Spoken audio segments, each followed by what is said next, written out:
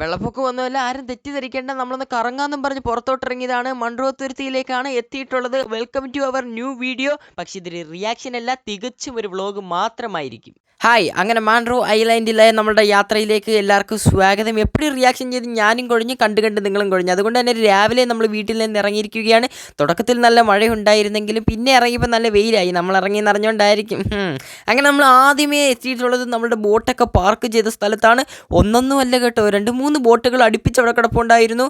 അതിനകത്ത് ലക്ഷറി ആയിട്ടുള്ളതുമുണ്ട്, സാധാ ബോട്ടുകളുമുണ്ട്. ലക്ഷറി ആയിട്ടുള്ളതാണ് നമ്മൾ സെലക്ട് ചെയ്തിട്ടുള്ളത്. സത്യം പറഞ്ഞു കഴിഞ്ഞാൽ ബോട്ടിൻ്റെ കാര്യത്തിൽ ഒരു രക്ഷയുമില്ല. അതിന് റൂം തുടങ്ങി ബാത്റൂം വരെ എല്ലാം ഉണ്ടായിരുന്നു. പിന്നെ നിങ്ങൾക്ക് എല്ലാവർക്കും അറിയാലോ, അവധി ദിവസങ്ങളിലാണ് ബോട്ട് കൂടുതലായിട്ടും ഓടുന്നത്. അതുകൊണ്ട് തന്നെ ആളൊക്കെ കുറവായിരുന്നു. നമ്മൾ പ്രത്യേകം ബുക്ക് ചെയ്താണ് പോയിട്ടുള്ളത്. ബുധനാഴ്ചയാണ് പോയിട്ടുള്ളത്. അതുകൊണ്ട് തന്നെ അവധി ദിവസമല്ല, ആൾ കുറവായത് കൊണ്ട് തന്നെ അടിപൊളി യാത്രയായിരുന്നു മക്കളെ, അടിപൊളി യാത്രയായിരുന്നു. അങ്ങനെ നമ്മൾ വലത് കാല് വെച്ച് വലതോ ഇടതോ ഏതോ ഒരു കാല് വെച്ച് അകത്തോട്ട് കയറി പിന്നെ നടന്നതാണ് മക്കളെ ചരിത്രം. ഇതാണ് ബോട്ടിന്റെ സ്റ്റിയറിംഗ്. കണ്ടിട്ട് ഓടിക്കാൻ തോന്നുന്നുണ്ട്. എന്ന് പറയുമ്പോൾ നിങ്ങൾ വിചാരിക്കും ഞാൻ ഓടിച്ചില്ലെന്ന്. ഓടിച്ചിട്ടുണ്ട്, അതിനകത്തോട്ടൊക്കെ വരാം. അതിനു മുമ്പേ ബോട്ട് സ്റ്റാർട്ട് ചെയ്തിട്ടുണ്ട്. അങ്ങനെ തുടക്കത്തിൽ തന്നെ നമ്മുടെ മാമനാണെങ്കിൽ ഒരു നീളമുള്ള മുളയുടെ വടിയൊക്കെ വെച്ച് നമ്മുടെ ബോട്ട് തള്ളി നീക്കി എഞ്ചിനൊക്കെ സ്റ്റാർട്ട് ചെയ്ത് പിന്നെ നമ്മുടെ ബോട്ട് നേരെ ഒരു വിടക്കമായിരുന്നു മക്കളെ. 3 മണിക്കൂറത്തെ പാക്കേജ് ആയിരുന്നു നമ്മൾ എടുത്തിട്ടുള്ളത്. അതിന്റെ ഇടയ്ക്ക് ഫുഡും കാര്യങ്ങളും ഒക്കെ വരുന്നുണ്ട്. അങ്ങനെ 2 മണിക്കൂറത്തെ യാത്രയ്ക്ക് ശേഷമാണ് ഫുഡ് കഴിച്ചത്. അതിനുശേഷം പിന്നെയും കൊണ്ട് 1 മണിക്കൂർ യാത്ര തിരിച്ച്. പക്ഷെ അടിപൊളി യാത്രയായിരുന്നു. ഇനി നേരത്തെ പറഞ്ഞതിലോട്ട് വരെ നമ്മൾ തുടക്കത്തിൽ പറഞ്ഞ കൂട്ട് തന്നെ ആദ്യമേ കാണാവുന്ന കിഡിലൊരു ബെഡ്റൂമാണ്. അത് കഴിഞ്ഞ് കുറച്ചങ്ങോട്ട് നടന്ന ഉടനെ വാഷ് ബേസിനും ടോയ്ലറ്റും സംഭവങ്ങളൊക്കെ വരുന്നുണ്ട്. ടോയ്ലറ്റിന്റെ വൃത്തിയുടെ കാര്യത്തിൽ യാതൊരു വിട്ടുവീഴ്ചയുമില്ല. കുറച്ചും കൂടെ നടന്നു വരുമ്പോൾ ബാക്കിലാണ് മോട്ടോർ സംഭവങ്ങളും ഒക്കെ വരുന്നത്. സേഫ് ജാക്കറ്റ് സംഭവങ്ങളും ഒക്കെ ബോട്ടിൽ തന്നെ അവൈലബിളും ആണ്. ഇതാണ് നമ്മുടെ ബോട്ടിന്റെ സൈഡ് വ്യൂ മാത്രം കണ്ടാൽ മതിയോ? ലൈക്കിലും കൂടെ ഒന്ന് ഞെക്കിയേരെ. അത് പറഞ്ഞപ്പോഴാ സൈഡിൽ ഒരു താറാവാണെങ്കിൽ ഒറ്റപ്പെട്ടിരിക്കുന്നു. അല്ല, ഞാൻ താറാവിനെ കണ്ടിട്ടില്ലെന്നാണ് നിങ്ങൾ വിചാരിച്ചേ? പറഞ്ഞതേ ഉള്ളൂ. അല്ല, ഞാൻ സംസാരിച്ചോണ്ടിരുന്ന ഇനി ബോറാവുന്നറിയാൻ നിങ്ങൾ തന്നെ കണ്ടിട്ട് വാ ബാക്കി കാര്യങ്ങൾ.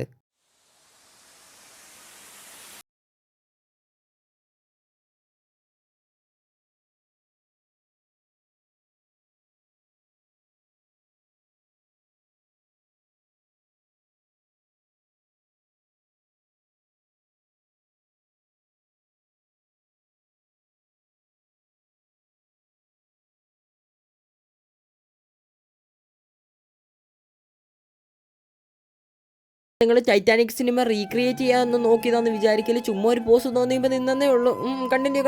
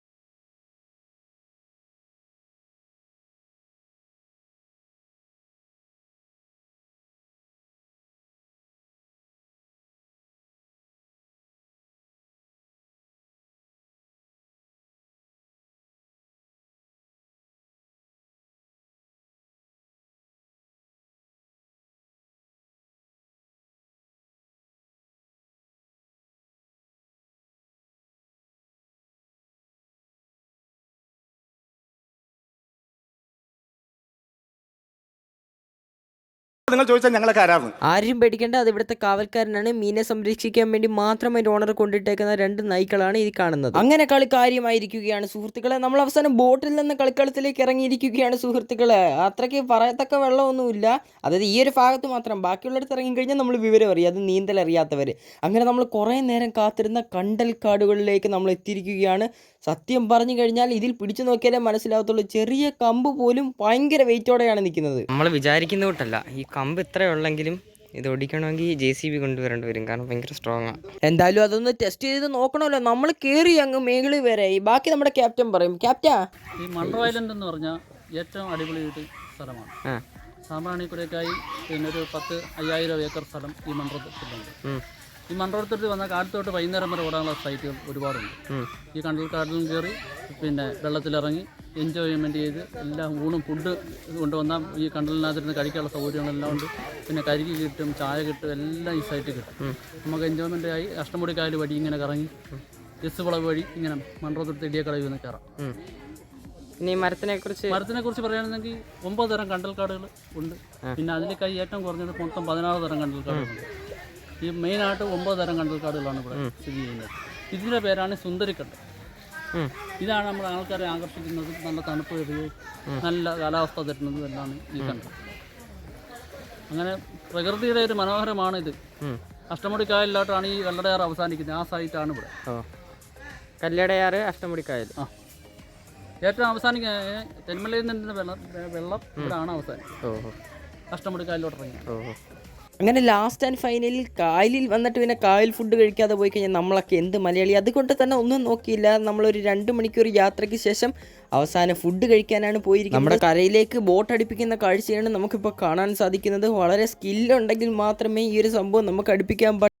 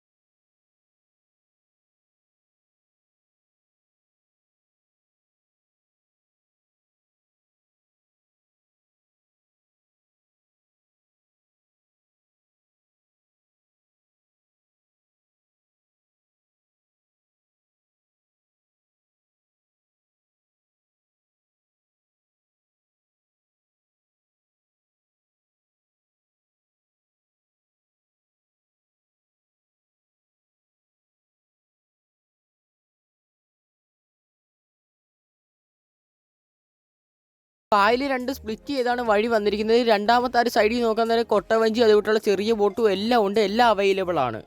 അങ്ങനെ നമ്മൾ ഫുഡൊക്കെ കഴിച്ച് തിരിച്ചു വന്നു. പക്ഷേ ഫുഡിൻ്റെ ഒന്നും വീഡിയോ എടുക്കാൻ പറ്റില്ല, നല്ല വിശപ്പുണ്ടായിരുന്നു. പക്ഷേ എല്ലാ വിഭവങ്ങളും ഉണ്ടായിരുന്നു. കൊഞ്ച്, ഞണ്ട്, കരിമീൻ പൊള്ളിച്ചത് എല്ലാം ഉണ്ടായിരുന്നു. വെറൈറ്റി ഫുഡ് എല്ലാം ഇവിടെ അവൈലബിൾ ആയിരുന്നു. എന്നാലും അതൊക്കെ കഴിച്ച് വയറ് നിറച്ചതിന് ശേഷം നമ്മുടെ യാത്ര തിരിച്ചു. അതിനുശേഷം നമ്മുടെ ക്യാപ്റ്റൻ പറയുന്ന കുറച്ച് കാര്യങ്ങളുണ്ട് ഈ പ്ലേസിനെ പറ്റി, നിങ്ങളൊന്ന് കേട്ട് നോക്കിക്കേ. ഭയങ്കര തിരയാണ് കയറി വരുന്നത് പറഞ്ഞാൽ നല്ല കാറ്റും തിരയോടെ ഒന്നിട്ട് വന്നു കഴിഞ്ഞാൽ നല്ല തിരമാല. ആ സമയത്ത് ആരും ബോട്ടും വള്ളങ്ങളും ഒന്നും വിടത്തില്ല. പിന്നെ ധാരാളം കായലിൽ മത്സ്യങ്ങൾ കിട്ടുന്ന ഒരു സ്ഥലമാണ്. വലക്കാരെല്ലാം വല കുടയുന്ന ഈ സൈറ്റിൽ കൊണ്ടിട്ടാണ് രാത്രി. വെളുപ്പിൽ 5 മണിക്ക് ഇവിടെ വന്നാൽ കരിമീൻ, ഞണ്ട്, കൊഞ്ച് എല്ലാം വെക്കും. അങ്ങനെയുള്ള സൈറ്റുകളാണ്. നമുക്ക് പിന്നെ ബോട്ടിനകത്തിരുന്ന് പാചകിച്ച് കഴിക്കാനുള്ള സൗകര്യവും വരുന്നുണ്ട്. സാധനം മേടിച്ച് അന്നേരം ലൈവായിട്ട് കഴിക്കും. എന്തൊക്കെ പറഞ്ഞു കഴിഞ്ഞാലും അടിപൊളി യാത്ര തന്നെയായിരുന്നു. ഒരിക്കലും മറക്കാൻ പറ്റാത്ത കുറേ മെമ്മറീസ് ഇവിടുന്ന് കിട്ടിയിട്ടുണ്ട്. എല്ലാവർക്കും പറ്റുമെങ്കിൽ വന്ന് ട്രൈ ചെയ്യുക തന്നെ വേണം. അടിപൊളി പ്ലേസ് ആയിരുന്നു. എന്തായാലും കുറേ നാളത്തെ റിയാക്ഷൻ വീഡിയോയുടെയൊക്കെ ഇടയിൽ ഒരു വ്ളോഗ് ഇടാൻ പറ്റിയത് വളരെയധികം സന്തോഷം. പിന്നെ വീഡിയോ ലൈക്ക് ചെയ്യാത്തവർ തീർച്ചയായിട്ടും വീഡിയോ ഒന്ന് ലൈക്ക് ചെയ്യുക. കുറേ നാളത്തതിന് ശേഷമാണ് റിയാക്ഷനിൽ നിന്നൊരു റിലീഫ് കിട്ടട്ടെ എന്ന് പറഞ്ഞൊരു വ്ളോഗ് ഇട്ടിട്ടുള്ളത്. വ്ളോഗ് ഇട്ടത് ചെറിയ ചെറിയ പ്രശ്നങ്ങൾ കാണും, നിങ്ങളെങ്കിൽ ക്ഷമിക്കണേ. നമ്മൾ ആദ്യമായിട്ടൊക്കെ ഇങ്ങനത്തെ ഒരു വ്ളോഗ് ഇടുന്നത്, അതുകൊണ്ട് അടുത്ത പ്രാവശ്യം നമ്മൾ തീർച്ചയായിട്ടും മാറ്റുന്നതായിരിക്കും.